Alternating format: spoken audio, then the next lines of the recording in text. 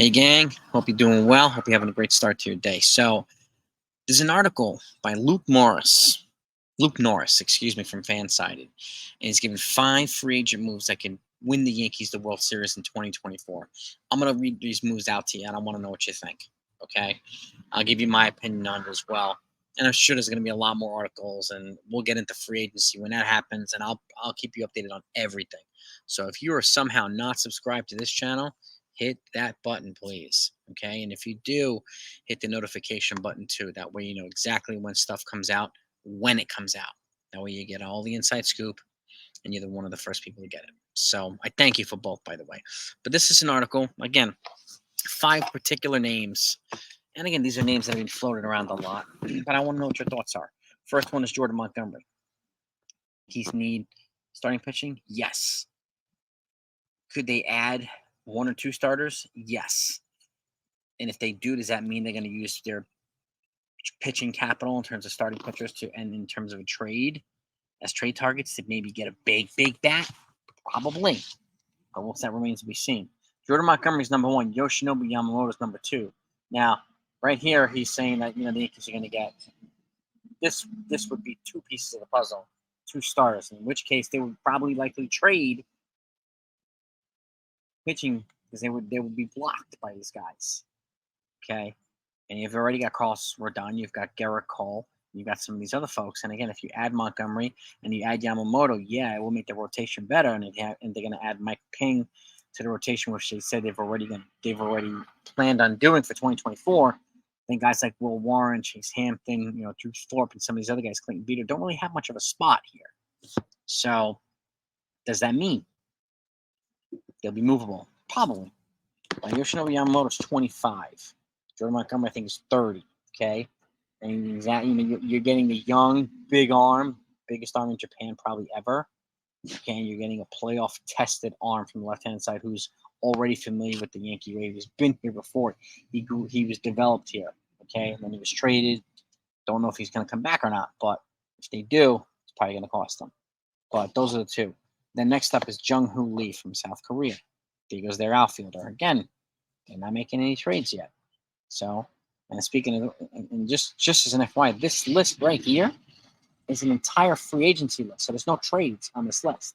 It's all free agency. So Jung-Hoo Lee, you got a dynamic outfielder there from South Korea as a left-handed hitter, contact bat with speed, good accurate arm.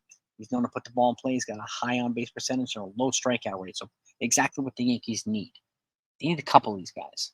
So Jung-Hoo Lee, we've talked about him quite a bit. Next up, Cody Bellinger, second outfielder now. Cody Bellinger. Now, could he move to first base at some point? Yeah, maybe, right? So theoretically, but Cody Bellinger's number 4 on this list. Another outfielder who's going to cost a big contract. He's also going to come with a qualifying offer, so it's going to cost not only a big contract, but draft picks and international signing money too. So that has to be considered.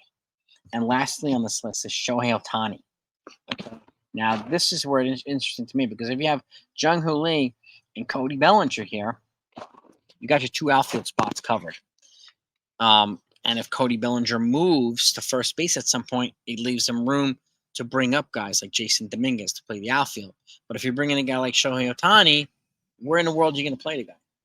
Okay, he's not pitching in 2024. Okay, at all. He's probably going to miss games as well, and he's going to have to go the Bryce Harper route, meaning he's going to have to DH for a while until he can play a position. And maybe he will play the outfield, which will help build up his arm strength now, again, to get ready for pitching in 2025. But again, where is he going to play? Okay. Where is he going to play? That's the thing. He's not going to DH because we have Giancarlo Stanton here, and there's going to be the chances of them eating $90+ million of Stanton contract and giving $500 million to Shohei Ohtani are -0 or less than 0. Okay, so that list to me, it's an ambitious list, but I would somehow try to replace Shohei Ohtani with a trade for Juan Soto. And you'd still have guys, which would still leave you the ability to, yes, this would cost a lot of money, no doubt about it. You're looking at an outlay of Soto probably making the same amount of money as Ohtani would. But again, I would replace 2 guys on the wrong side of 30, Montgomery, and Soto would be on the wrong side of 30 coming in here. with one of them. Okay, I would get Montgomery here because I think he's built to be durable pitcher. I think Yankees could probably get him on a 4-year deal, get him on a 4-year deal if possible, with a 5th-year option. And you get a guy like Juan Soto who's 5 years younger than Shohei Ohtani. I'm going with the youth all day on a big contract. Okay, and Cody Bellinger is around 28 years old. He's the risky factor for me, but Jung Hoo Lee, he's 25. You got another young guy there, and you got Yamamoto. That's 3 guys at 25 or under on this list, or would be in my list. So the thing I would swap is, Shohei Ohtani would be a hard pass for me. Okay, and I would try to trade for Juan Soto. And if you could get this list done somehow, again, it would be expensive, and it would enable you to use some of these trade pieces on the pitching side to boost the package for a Juan Soto. And again, you may have to give him an Everson Pereira, sure. Trey Sweeney, sure. Oswald Peraza, I don't know if they're gonna. He has no options left, so they would have no choice but to play him or trade him. And again, where are they gonna play him? He's blocked by pretty much every other infield position, which creates the scenario that we've already talked about of potentially eating Jake Cronenworth's contract or absorbing it, which then frees up an infield spot for an Oswald Peraza there. It also frees up the ability to move Gleyber Torres, which frees up the infield spot for the Yankees for Jake Cronenworth, right? And then you can address it by getting some relief pitching, which is not addressed on this list. The Yankees need a reliever or two. So this, to me, I would just change one of these guys on the list. Okay? Shohei Ohtani, I would swap him out for Juan Soto. But that being said, this list is going to be outer-worldly ridiculous. And we know how much the Yankees spent in 2009. I mean, they changed everything as well, but I would get a lot of guys on the younger side, which gives them a lot of years, like the Phillies have done.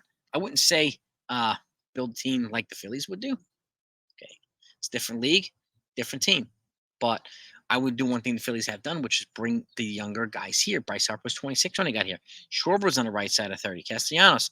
They brought in a lot of guys who were going to have their prime years here, which is one reason I would swap Ohtani for Soto.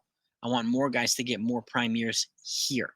That way the Yankees have a longer championship window here. Because at the end of the day, guys on the wrong side of 30 are guys on the wrong side of 30. And we already have enough of those. So let me know what you think of this list. And if you would modify it the way I would. Okay? If you somehow got Soto and Bellinger and Yamamoto and Montgomery and Jung Hoo Lee, I mean, the Yankees, that's a championship offseason. Like a multiple championship offseason, in my opinion. And this still enables the Yankees to have an infusion of youth here and there. Okay? And again, opens up a lot of windows. So, but let me know what you think. I found this article interesting, and I found it ambitious too.